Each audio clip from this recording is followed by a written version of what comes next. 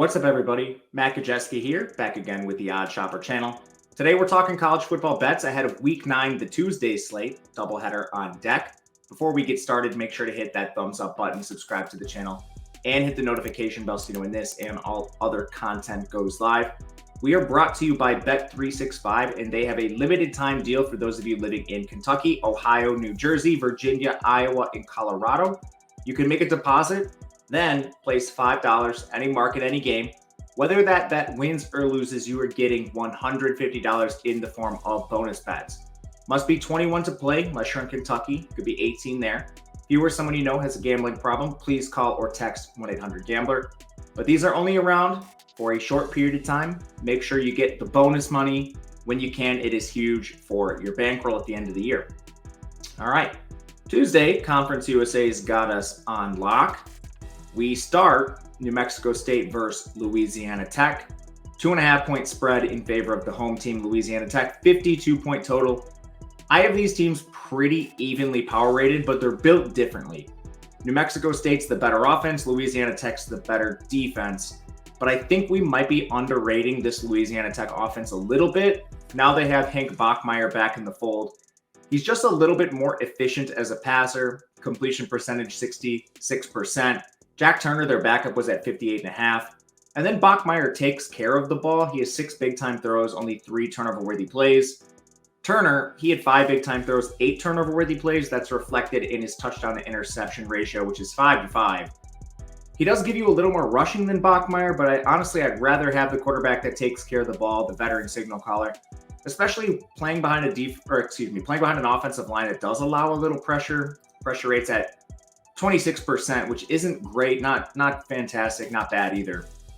But we don't have any pressure on the New Mexico State side. This defense is terrible. They're 110th in total D, 116th against the run, 98th against the pass.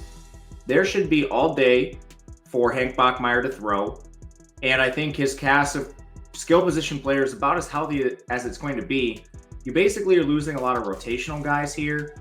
And Tyree Shelton's questionable, but they've gotten a lot out of Thornton behind him. So I'm not really too worried about the running backs.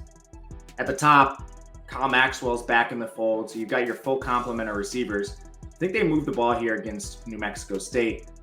Then on the other side, New Mexico State plays awesome offense. 46th in offensive efficiency, which is crazy because they're 119th in pass blocking. Thank goodness Diego Pavia is mobile because this offensive line is giving him no time to throw the ball. He leads the team in rushing with nearly 6 yards per carry, and then he has a 62% completion for 9.5 yards per attempt behind this offensive line. Like, we need to give him a lot of credit. But this defense for Louisiana Tech, they're good against the pass. That should not be helpful for Pavia. But at the same time, Louisiana Tech 124th against the run. So I do think New Mexico State has success running the ball. And ultimately, I didn't place a wager on a side, but I'm considering playing a greasy over. Pace does not line up in your favor.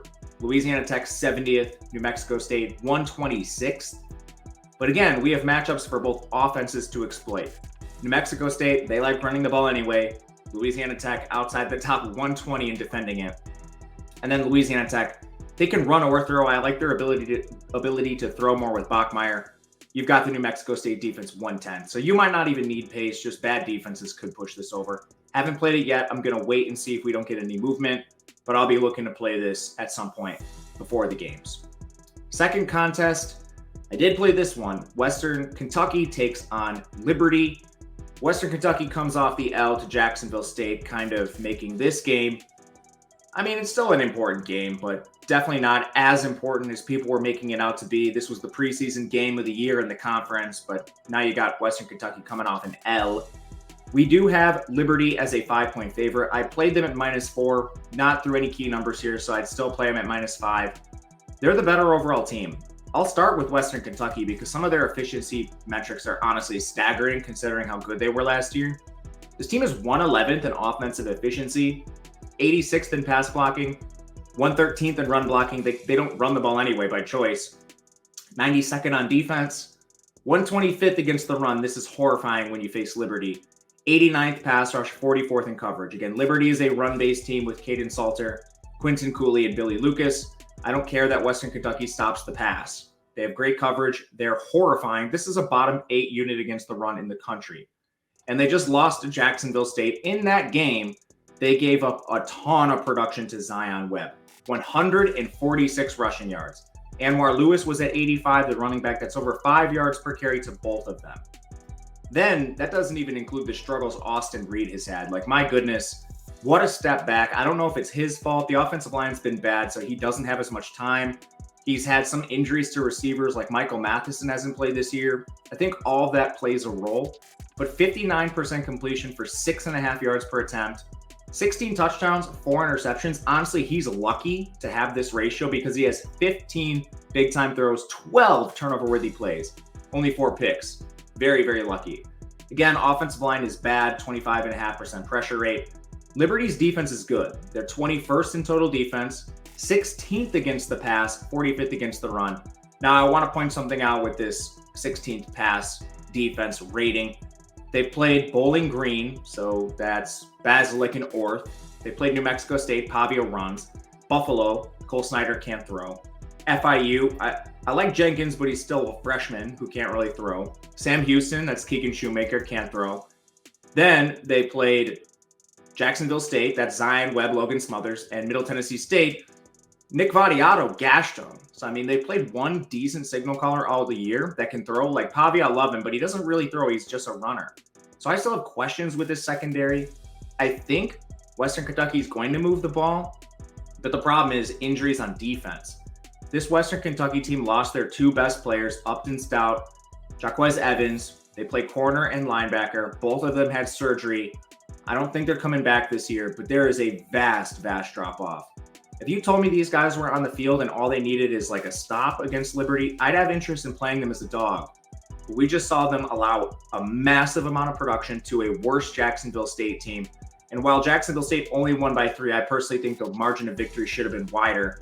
That was the first game they played without Upton Stout and Jaquez Evans.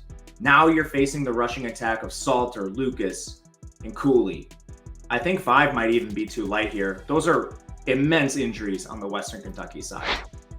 But let me know in the comments what you think of these games, and I will make sure to get back to you. If I missed something, you can also reach out on Twitter at Matt_Gajewski.